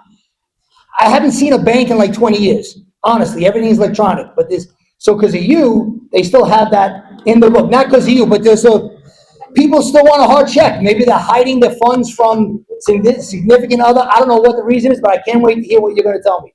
Because nobody raises their hand. I give you credit for that. So when cram time comes, and I'm saying this, I want you to see me for crams. The crams are going to be on me because you raise your hand in front of like 500 fucking people here, right? So everybody's my witness. He's not going to pay for cram time. Make sure you come see me, okay? Now I'm going to get in trouble. I'm not going to get in trouble, but I got you for crams. Examine, sign, and forward forms and reports as required. Telephone dispatch log. Here is where the 4th hour appears again. Remember we mentioned it in command email. So when it comes to the telephone dispatch, desk officer, certify entries by signing after the 4th hour and at the end of tour. And if you look at the box on the right, we have it there for you. Telephone dispatch log and command email the time frames. Don't let them confuse you with it, okay? Desk, you will maintain telephone record. You're going to make a daily vehicle assignment sheet each tour. Keep current month assignment sheets on a clipboard behind the desk. First platoon, you will verify and have completed sheets filed after each month. So, prior test question. When you have platoon-specific actors, pay attention, like right here. So remember this, every single desk officer, and how many will there be in a 24-hour period? 3. If you said something else in your head, just go home. Go home, all right? Send me an email. Maybe I'll get you a little bit of a refund, all right? We have 3 desk officers, right? Midnight, day 12, 4 to 12. Everyone prepares or makes a daily vehicle assignment sheet, but only one desk officer verifies it. That is the first platoon, midnight, late tour, whatever you want to call them, does the verifying. That was on a prior exam. Do not let them get you with that, all right? Top of the next page. After we do desk officer, we're going to take our last break. Make required entries and corresponding changes on the CPR system roll call prior to the start of the tour of the incoming platoon.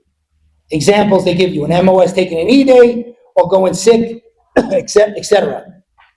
End of tour for the desk officer.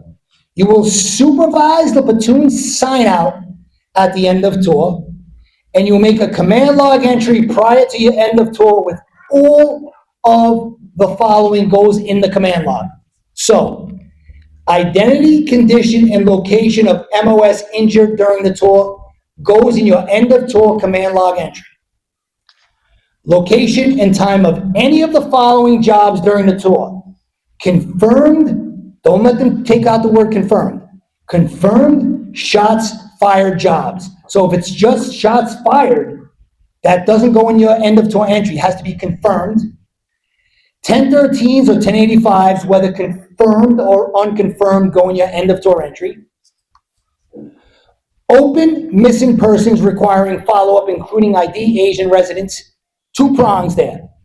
Open and requires follow-up. If it's closed, we don't have to make the command log entry. Hospitalized prisoners and their locations, any fixed posts that require relief, and the number of 61s, TRIs, and PARs pending sign-off. Other pertinent information as required, like an RP went out of service during the tour. So other stuff can go in there, but they list specific stuff that goes in your end of tour entry. Last thing is the box on the top right before we take a break. First platoon specific duties for the desk officer. Examine and process forms and reports prepared and summons is issued during the previous 24 hours. Yes, that's what they do. And we just said this one already. Verify daily vehicle assignment sheet. That was the most important actor in today's lesson. When we resume after the break, we are going to go with the number 2 actor in today's lesson, patrol supervisor. All right. We're going to continue with patrol supervisor on page 49. But before I continue with this, so most of your tests, the majority is patrol guide, and there's some admin guide. Now, when I say admin guide, they job move procedures from the patrol guide into the admin guide. So it's not extra stuff. It's always the same amount of material it's always been. You're going to get penal law questions, maybe 2. Now, here's my thinking on penal law, and it worked on every exam. It doesn't mean you have to follow. Like I said, maybe 2. I never opened up a penal law for any of my exams. Now, 7 majors, I knew those. But other than that, I never looked at the penal law. My thing was, I'm going to roll the dice, but you're not going to get me on the patrol guide, because I know patrol guide has to be there. You want to come at me with 1 or 2 penal law questions? I'll try and hopefully guess my way through.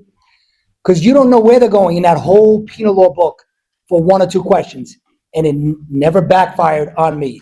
Actually, on my captain exam, they asked a question about hazing. Hazing, obviously, if you went to college, you would know what it is. I never went to college. I did online college. So even if I studied the penal law, I would have never studied hazing in the penal law. And that's what they asked. That's my philosophy on penal law. You want to open, we give you a legal guide digest. You want to open penal law and start reading it? Go right ahead. But I highly recommend you read the Legal Bureau bulletins that's in that book. Those are going to be 2 or 3 questions. And they cannot change the fact pattern. That's case law. Like you stopped the car and you recovered a gun. Is the gun going to be admissible in court or inadmissible? And it's also good knowledge for you to know out there in the street. It's ammunition for you, right? Definitely read those. Now, what I did with that book was a different book when I was studying. That book that you all have, if you didn't get one, see us, we'll give you one, went in my bathroom. Every time I went and took a shit, I would read the Legal Bureau bulletins. I go a lot. I didn't go here, but I go a lot throughout the day. So 3 or 4 times throughout the day, I almost went through the book. Now, times that by 6 months, I knew that book in and out. You weren't getting me on a Legal Bureau bulletin question, which is 2 or 3 easy points. That I highly suggest you do. Replace it with whatever is in your bathroom or whatever you want to do. Don't sleep on the Legal Bureau bulletins, please.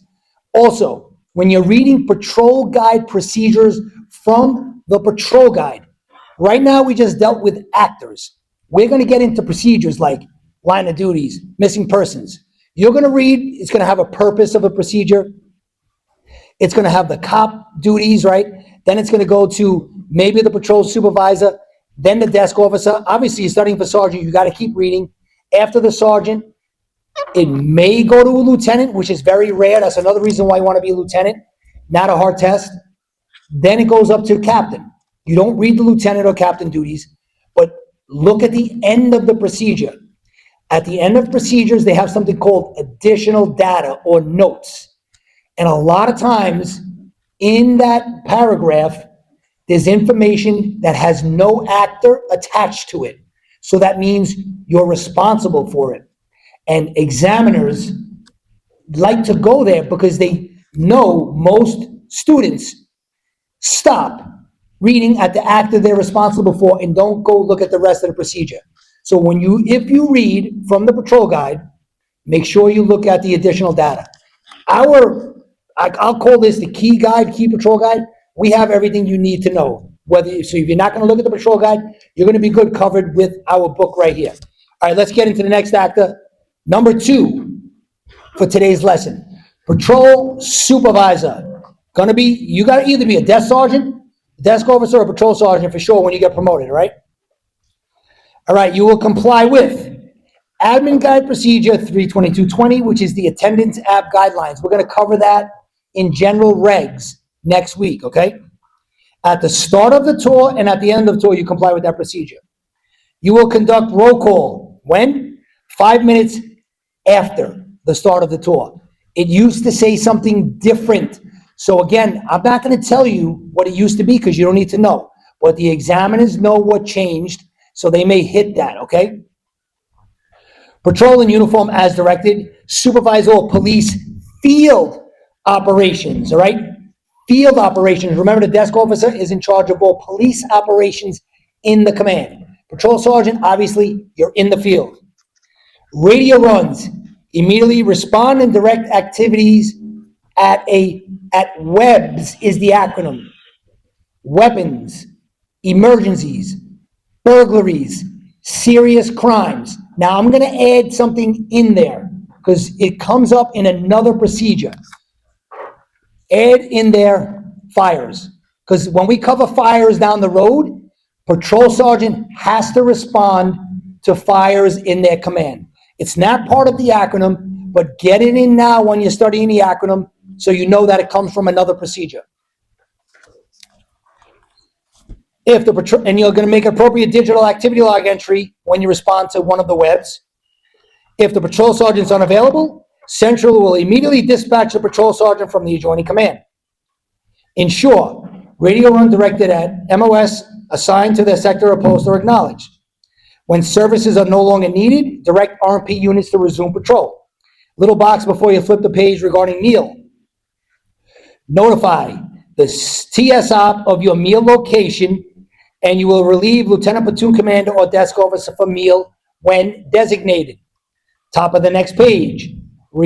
Regarding the AVL, use the AVL in DOS to monitor RMP locations for uniformed members of service safety and ensure proper delivery of police service.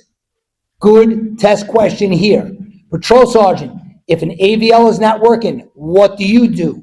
Notify the desk officer and do not place the RMP out of service unless directed by who? IEB or Fleet Services Division. Now here we go. Easily change the or to and it's going to sound right because it's the two units that pop up in the same line. Supervise inspection of department vehicles assigned to members of the platoon. Evaluate driving habits, abilities, and take corrective action as necessary. When weather road conditions are dangerous, direct scooter operator to the platoon commander or desk officer for reassignment. Don't let them fool you. You're on patrol, scooter guy comes up to you, scooter girl says, hey, wind is crazy, the scooter feels unsafe. Do not give them a new assignment, saying, okay, now you're assigned to Sector Adam. Send them to the house like it says, platoon commander or desk officer. Seatbelts has appeared numerous times for the patrol sergeant. You will report serious seatbelt deficiencies to who?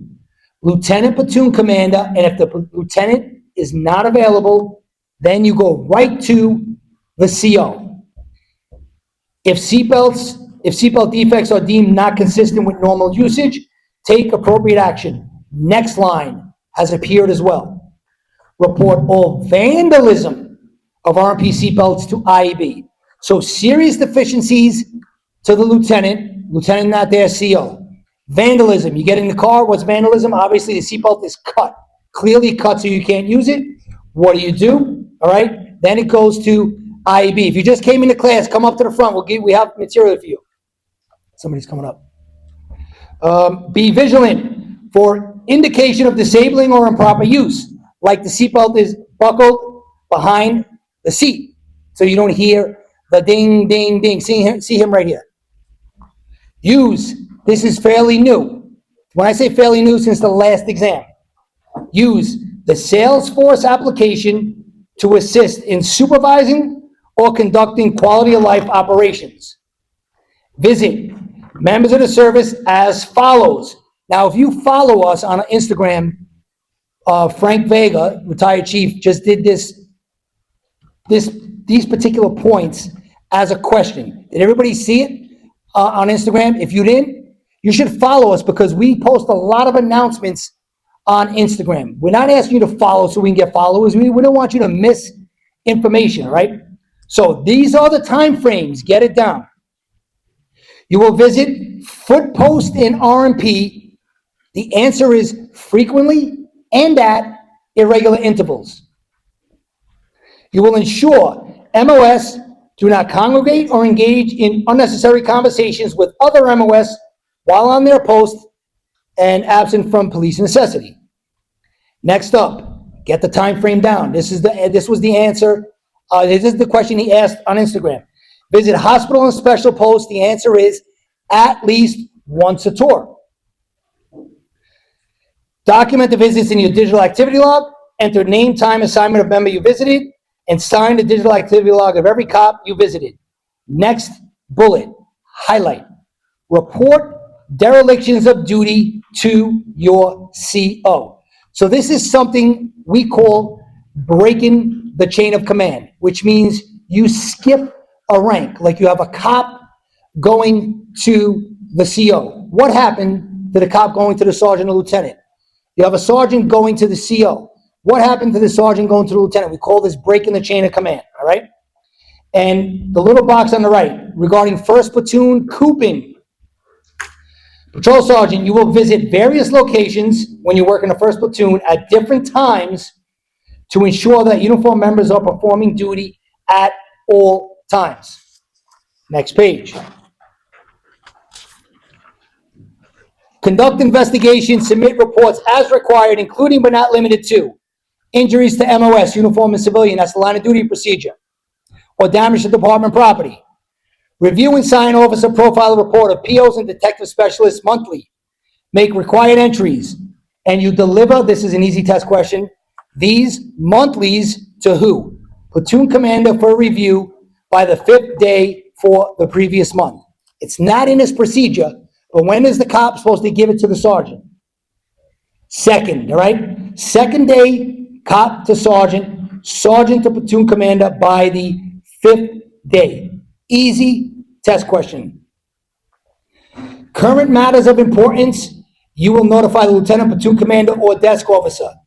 Matters of mutual importance or trends, you will confer with the COXO ops coordinator, lieutenant, platoon commander, desk officer, and quality of life sergeant.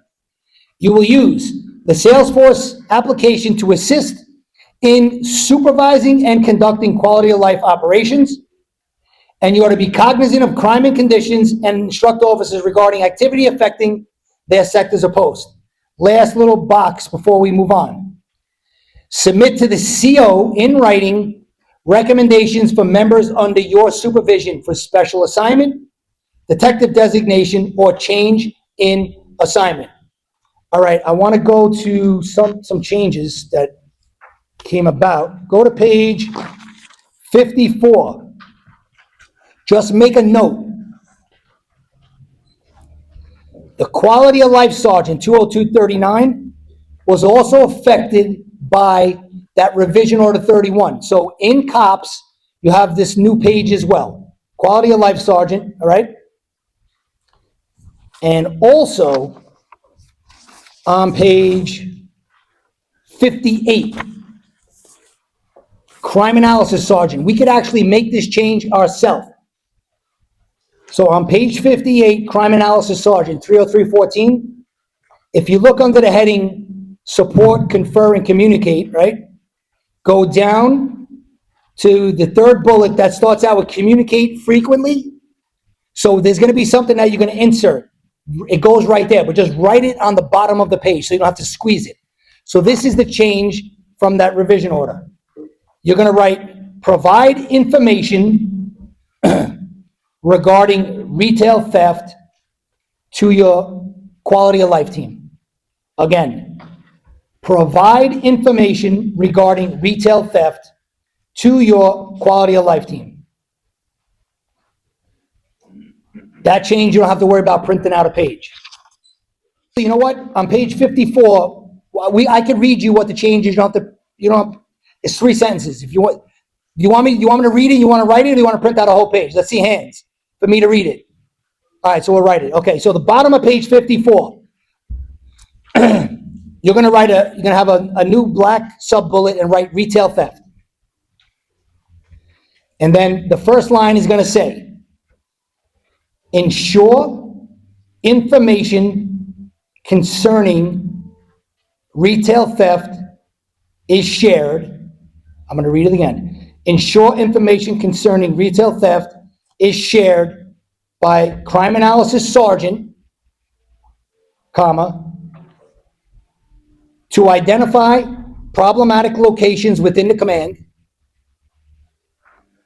I'm reading it again, to identify problematic locations within the command.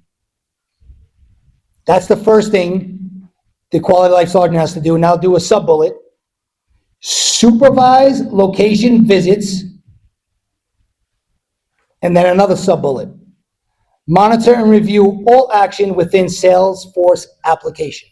And I'll read it again from the top. So it says retail theft. And then it says ensure information concerning retail theft is shared by crime analysis sergeant, comma, to identify problematic locations within the command, period. Then you got 2 sub-bullets. First one, supervise location visits, and then you got monitor and review all action within Salesforce application.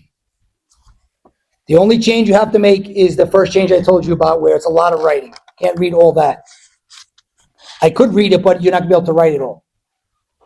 Let's go. I want to cover 2 more actors for today. Page 63.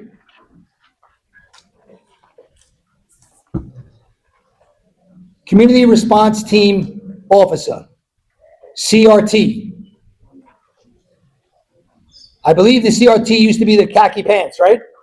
That was Kaz's baby. And Kaz is actually obviously gone. I have no comment, all right? CRTs operate directly under the control of the Office of Chief of Patrol. Here come numbers for you, all right? No more than 3 CRT members, including the supervisor per department vehicle per tour. So we saw those numbers already for your NST. Same numbers. We're on page 63. Sorry about that. 63 we're on. So again, 3 max in a car. Regarding uniform and training, now this changed since Kaz left, obviously. Do not perform duty as a member of CRT prior to attending the training. And your uniform, which we're going to cover when we cover uniforms in 2 weeks, will be as per AG 30519 Community Response Team uniforms. Also be equipped with everything described in AG 30508, required equipment, we will cover when we do uniforms and equipment as well.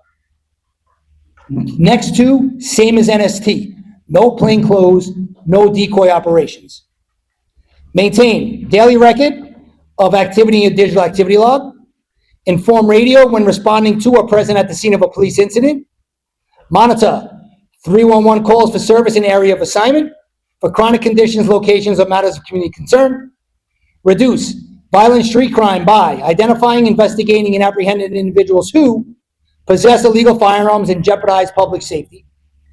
At the direction of who? Patrol Services Bureau, you will address a variety of conditions within your geographic area. Consult Patrol Bureau concerned on needs of community and analysis of crime data.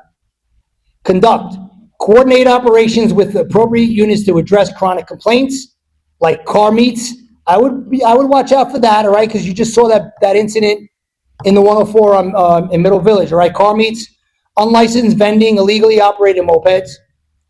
Confer with FIO, Field Intelligence Team, precinct of deployment, to be knowledgeable of criminal groups, recidivists, open patterns, current crime trends, problematic locations, and any other relevant intel. Engage and interact with community members to build thoughtful and productive relationships that foster positive sentiment. Last active for today, the CRT supervisor. Do not perform duty as a member of CRT prior to attending the requisite training. So I'm not, you know what? These 4 bullets are the same as the CRT cop right up above. I'm not going to read them again, but when you review, I would read them again. It makes sense. The more you read this shit, hear it, listen to it, write it, it's going to be here.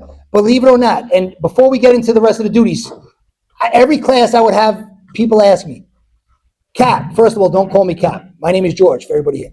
Cap, how do you memorize this shit? You don't have to memorize this. On test day, all you need to do is to be able to identify it, okay? You're going to read the sentence, and in your head, you're going to start saying blah, blah, blah, because you can almost finish some of the wording for the sentence. Don't get hung up on memorizing. Memorize, list, stuff like that. But word for word, line from the patrol guide or our lesson plan, don't need to memorize. All right, continue with the CRT supervisor on the next page. Great line right here. Perform no duties other than CRT patrol when you're assigned as a CRT supervisor. Cannot do anything else. CRTs may not deploy without a supervisor, which means a sergeant above, solely to their supervision. Another good line. CRT boss bangs in and your CRT cops are there. They cannot go out without a boss directly supervising them. Ensure all CRT members have attended the training prior to being deployed. Inspect your members when? Daily. Don't let them change that to weekly, all right? Inspect your members daily for proper uniforms and equipment as detailed in the procedure we're going to cover in 2 weeks. Supervise all police operations of assigned CRT. Be cognizant of location of your CRT members and able to contact personnel at all times. Ensure, I would highlight this, CRT members do not perform duty in plain clothes or conduct decoy operations. So we've seen the same shit in NST. No plain clothes, no decoy operations, right? Another good one, inspect and sign those guys and girls' digital activity logs daily. Regarding conferrals, the CRT supervisor will inform the desk officer precinct of deployment of CRT assignments in the precinct and times of anticipated patrol. And you will coordinate with precinct COXOs of the precincts of concern to address patterns and problematic areas within the command. I would watch out for that because the CRT boss on test day could be a sergeant. Remember, they're assigned to PSB, Chief of Patrol, all right? So they're coming into the command to help out. That sergeant, look what it says, is to coordinate with the precinct COXO, right to the person in charge. Attend community events like community council meetings, etc. in your commands you deploy in. Confer regularly with legal bureau regarding developments in applicable case law. Supervision for the CRT boss. Monitor and regularly evaluate uniform members assigned to CRT for effectiveness by determining success of crime reduction, problem-solving strategies, case preparation, engagement with other department units and community residents, systematically review body-worn camera, including all videos regarding arrest and use of force, to provide positive feedback and address any performance of tactical deficiencies observed. Use the supervisor feedback form on the craft application. Now, my friend over there who gets the check, do you remember the minor violations log? You have time on, right? That used to be the minor violations log, right? It's changed years ago, but now it says utilize the supervisor feedback form on craft to highlight commendable actions by CRT members, arrests that close a precinct pattern, or arrests involving a firearm or exceptional community interaction. So I'm going to say this, and this goes for every lesson. We give you a lot of stuff in the lesson. Not everything is going to be covered in class, all right? Please make sure you read the entire lesson. So for next class, 2 weeks from today, you should read next lesson we're going to cover in the AG, all right? And also, you should review what we did today. You got to keep reviewing. Right now, it's only 1 week in. Many, many more weeks ahead. Stay focused. Stay motivated. It is great to get promoted. It sets you up for retirement with a better pension, better job opportunities, etc. Enjoy the rest of your day. God bless and be safe out there.